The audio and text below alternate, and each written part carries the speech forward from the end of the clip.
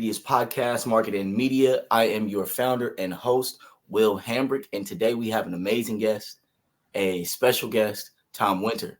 Tom is the founder of SEO Wind, a growth consultant, content and SEO specialist with a developer brain, marketing heart. He's a serial entrepreneur and a speaker at large. Tom, welcome to the show. How are we doing? Really good. Thank you for the invite, William. This is amazing to be here, and I'm really pumped for that talk. Yes, sir. Yes, sir. Let's start off.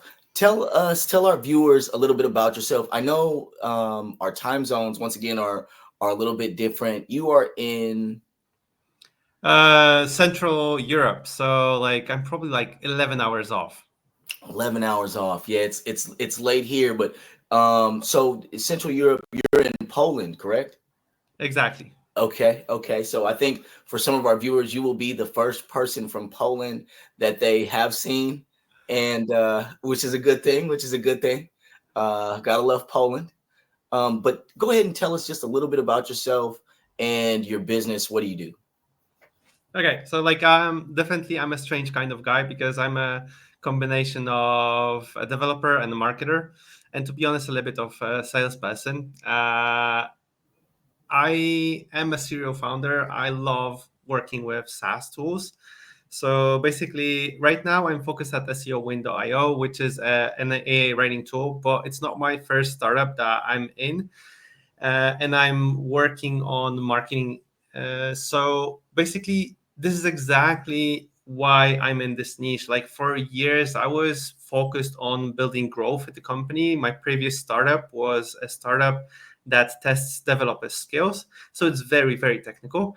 We worked in HR niche, but we were able to scale the business to customers in over 100 countries. But for years, my problem was very simple one, kind of, is when I was writing articles, because I was gaining a lot of traffic from organic, I needed to create briefs, and briefs were the pillar of the whole article, like the pillar that I needed to focus on to make it as good as possible. And the problem was that every single time that I was doing a brief, it took me 1.5 hours to 2 hours to find all the relevant topics, to go into SEO keywords, to exactly match all the information that I need and put it into a document that focuses on what exactly is the search intent and what I want to write about. So every single time that I wanted to simplify the process and cut the corners here and there, I was basically lowering the quality of the brief every single time. So instead of going for 10 SERP results, I was going for 3, 4, because it's too much time, it's too much focus, too much brain power that I have to use to memorize stuff that I see. And I was reducing the quality, and that was a huge problem. So then I thought okay, AI is coming, and what I want to do, I want to create briefs for humans. And this is exactly what SEO Wind started with. I wanted to help humans to get the information, to crawl all the information that we can automatically, and then deliver that information to humans so they're able to create briefs really fast. But then GPT-3 happened, and what we saw that briefing humans is no different than prompting AI. If you have the information that you need, if you compile it in a digestible way, you're able to brief or prompt AI. And this is exactly what we started to do. So SEO Wind is an AI writing tool, but we focus on the research part. For us, it's the crucial part. It's 80% of the whole process. AI writing is kind of like a cherry on the top. So if we have all the data, if we're able to match it to specific headings and make it easy to understand for AI, we're able to write articles that are not fluff, empty, spam. So basically all the synonyms of the content that you have from AI. I see. And is this something that is can somebody who doesn't have a lot of money, can they use a product like yours? Somebody who's just starting out? Exactly, because it's not only about money, but also about skills. One of the key things that I wanted to help with is to enable content writers with all the skills that SEO content writers or SEO specialists have. Because in my opinion, you can bridge the gap between the data and the content writers. You can help them out to go through the data. And this is exactly what we did. We created an off-the-shelf platform, like a platform that you can basically buy off-the-shelf plan, which enables you in the most easy way, in my opinion at least, and from my customers' opinions also, to build briefs based on the intent. So it's basically made for people who are not specialized in SEO, but also like the specialists in SEO who feel that Ahrefs or SEMrush is a little bit overwhelming, also will dig in and be using it. From the price perspective, we're competing directly with human time. So we want to speed up the whole process of writing articles that are valuable for the end user. So are filled with data, filled with information that are really crucial. And we're competing directly with human time. So if you're thinking that you can create an article as a human in, let's say, 8 hours to 12 hours, you can actually speed up the whole process using our tool probably to 2 to 3 hours. Or even faster if you want. So looking at that from this price perspective, like it's very lucrative to use tools like that. In my opinion, definitely AI should be a part of the process of content writing. The question is, to what extent? Right, right, and which leads us to our next question: to what extent do you feel that AI should be a part of content writing? So my opinion is that actually it can do a lot of things. But let's start with that. I'm a big fan of something that I call cyborg method. So a human working with AI together, not against each other, not AI taking over humans' jobs, not in many cases, I can't compete as a human with AI, like because it's faster, like it can go through vast amount of data, it's logical and so on. But at the same time, I'm as a human, I have superpowers. I talk to the customers, I have my opinions, I talk to the product team, I have a lot of experience. So like I did a lot of cases in this field, and I know a lot of information that are not in search results. And from my perspective, these are my superpowers that AI doesn't have. So if we combine all my experience with all the research abilities of AI, the speed that it's working, but at the same time, I will understand exactly what are the flaws of AI, like what it can't do, then I can build something much better as the end result, because I will focus on the things that matter the most. And I will leave, for example, focusing on the search intent to AI. If I deliver AI all the information that it needs to nail the search intent, it will nail the search intent better than I can, and definitely faster. What But at the makes same, yeah, go on. No, go ahead and finish. Go ahead and finish. But at the same time, like I need to deliver my data because I'm a special matter expert in the field. And looking at what happened, for example, to Reddit, like so it blew up like in the last year. This is exactly what people are looking for, like additional information, opinions, maybe not like exactly being right every single time, like, but at least sharing your experience. Sure, sure. And what makes uh, a piece not be fluff? So if we want to do massive amounts of content, right? Um, Mhm. we want articles that are not fluff, for lack of a better way to say it. What is the difference between what your business does and say if I just went on ChatGPT, typed in a subject, create Mhm. something and put it out there? What's the difference? Sure thing. So basically, there are two types of AI writing tools on the market. One type of AI writing tools are the tools that are basically a front end to ChatGPT, Claude, Gemini. And what they do, they ask simple questions to retrieve data from AI and use it as a search engine. So it doesn't matter if you use ChatGPT or you use like a tool that is a front end to ChatGPT. To be honest, I prefer to use ChatGPT in this case because I have more control over what I'm getting and what I'm doing. Okay. So this is one type of tools. They're using AI as a search engine. my tool is a little bit different because we use AI as a logical engine, not a search engine.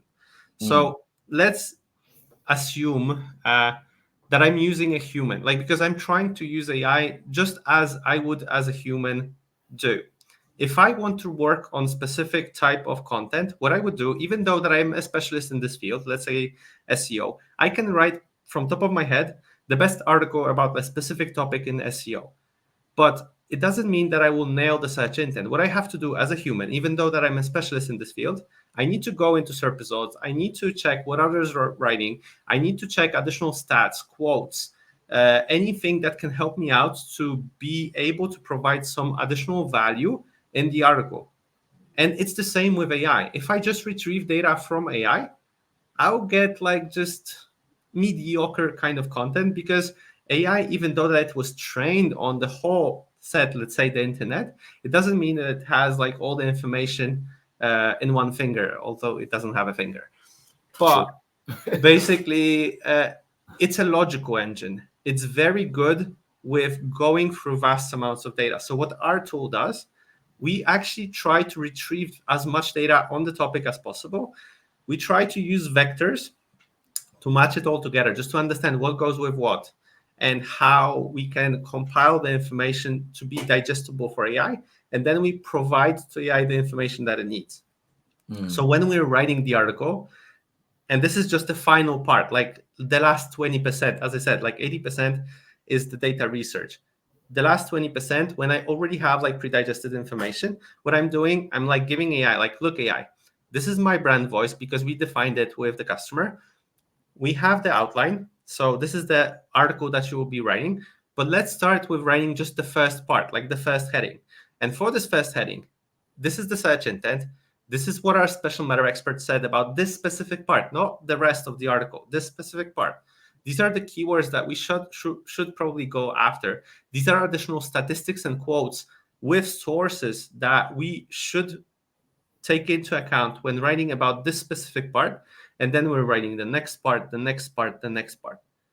Altogether, these prompts, like for the final writing article, so the last 20%, for every 3,000 words that we write, we put in about like 15,000 words of context.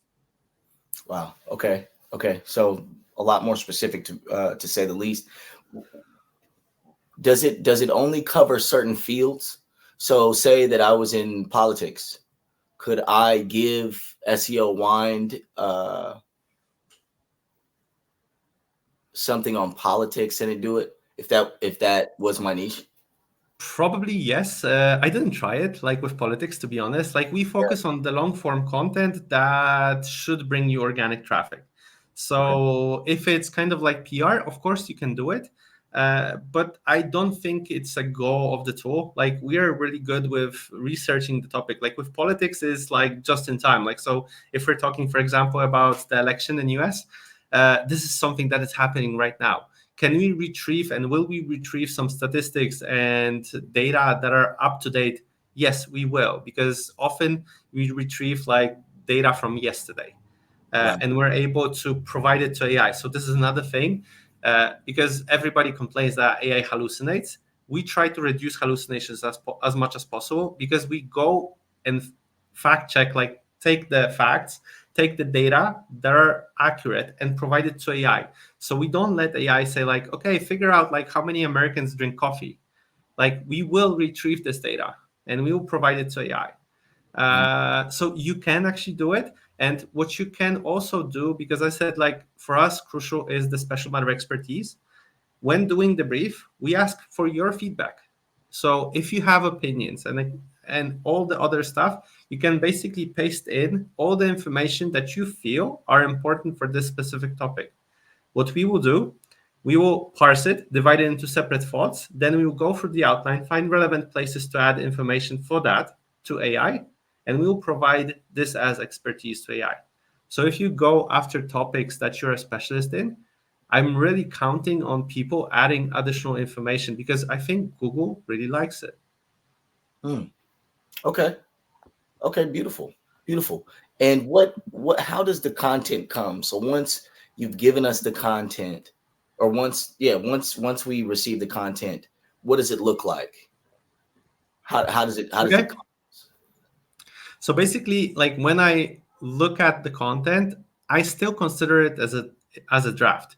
I said in the beginning that I'm a big fan of something that I call cyborg method. So uh, AI working with human together. So if it's a conversation, so if AI gives you like the draft, I would say like 70-80% ready. And it will be really fast, like to go through the process, like of first creating the brief and then writing the article, because it will take you like 20 to maximum 30 minutes if you really put in the effort. Sure. Uh, what I would do, because I just saved a lot of time, I would actually spend an hour or hour and a half to go through it. Maybe I have something to add. Maybe I want to remove a bits and pieces, like because I don't like it, because I already see how it looks like. I can have control over that and remove the things that I don't think matters, or like add my opinions. Maybe I have a report of some kind that I actually want to include because I see already a place where I can add the data.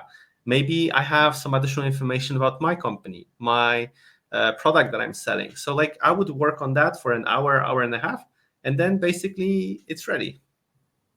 What do you feel is it small businesses, large businesses, personal brands, people who benefits the most from this? My heart is so close to SaaS tools. Like I came from SaaS tools. Like this is exactly where I feel that the most value comes in, because SaaS tools see the whole picture from the beginning till the end.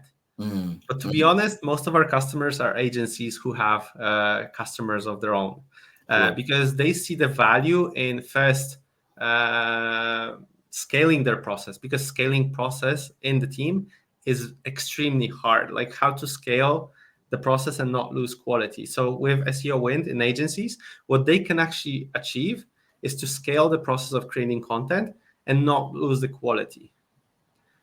So it's between these two groups, like so small owners, like small marketing teams, and agencies that work with such teams. What has been one of your biggest and most successful outcomes? And where do you feel like uh, you had something that pushed you to go further? So from my perspective, definitely seeing how Google treats it, because like if you go to LinkedIn, you can see like, oh, AI content sucks. Like AI content is shallow, empty. Pages are de-indexed because of AI content. Uh, I don't believe that. Uh, Actually, I do and I don't, because I believe Google is against spam, and it doesn't matter if it's like AI written spam, human written spam. What happened is most of the spam is actually AI written. That's why like AI gets like all this bad reputation that you can't create with AI. So coming back to your question, my biggest success was actually seeing that if you create AI content, uh, you can grow your business and organic traffic like I haven't seen it before, to be honest. I'm in SEO for the last 15 years. My best time that I saw in SEO was like about 2010, when we could like spam backlink the pages and just grow them like sky high. But we all knew then Sure. that it's black hat SEO. Like Google will catch us at some point. With using AI in writing articles at the moment, because of all the algorithm updates that Google is doing, it's cleaning up the space. It makes so much space that you can actually cover and go there and grow your organic traffic, that I can see that the growth is even higher than the one that I said in 2010, because Google is making so much space in the field, because it's removing so much spamming content. And actually, I'm happy with every single algorithm update, because I know that Google will make just more space, and that's good. Am I afraid of Google using AI? Like, no. Like, Sure. I see the growth, so I'm happy. Like, I have customers that grew fivefold in the last year, and they grew like from 20,000 clicks to 100,000 clicks and higher. Wow. Wow. Speaking of the future, where do you see content in SEO in the next 5 to 10 years? That's a long one. Like I can tell you what I do see it like in 1 to 3 years. Sure, 5 to 10, sure. it's like really a hard one. Yeah, give us an But idea. definitely, Give us. but definitely, if you feel that you can live without AI, like I don't think we can compete. I'm a half a developer, half a marketer. I love the data, and to be honest, I'm not able to compete at scale, like with many things. Mm, So what I see that we can give, again, what I said before, is think about what are the values that you can deliver. Think what are the additional things that you can add to the whole thing that matter. So your opinions, your expertise, your experience, these are the things that matter. And I think to show that articles are human written, this is exactly what Google looks for. So everything that you can find on Reddit, like so all these opinions, these talks, if you add it to your articles, this will help you out to grow your traffic and build content that is valuable, because Google is not looking for fluff. Like Google is not looking for the next how-to article that is super dry and doesn't have an opinion inside. You don't have to be 100% right with the things that you're saying. But I feel that this kind of content is the future of content. And this is where it will grow. Like definitely the articles right now are much much better in my opinion than they were like 5 years ago. I had an exercise last week. I went to some of my old articles that were like 5 years old, and they brought tons of traffic. I looked at them and I said like, okay, they're crap. Like they changed like the whole concept of the article like in the last 5 years. They grew like 2 or 3 fold. They have much much more data inside, and there's much much more meat inside basically. mm, mm. Okay, beautiful. So for our audience ranges from experts in the field to people who have no idea, what we're talking about. They're just, Hmm. in to get what they can. So for individuals who don't necessarily know a lot about SEO, what is something that they can do or take part in, or possibly try and get a consultation with you, look up the business? What can they do, the people that don't have um, much knowledge on the subject? So if you want to meet me, like I basically live on LinkedIn. You can find me on LinkedIn and just let's have a talk. I'm always happy to help out other people because I got so much help from other business owners. I like to give back, like really. So like if you have any questions, just find me on LinkedIn, find Tom Winter, and I'll be happy to talk to you. Like if I can help you out somehow, I'll try. Sure, sure, sure. Give us some parting words. Give us some gems, your gem, for the audience.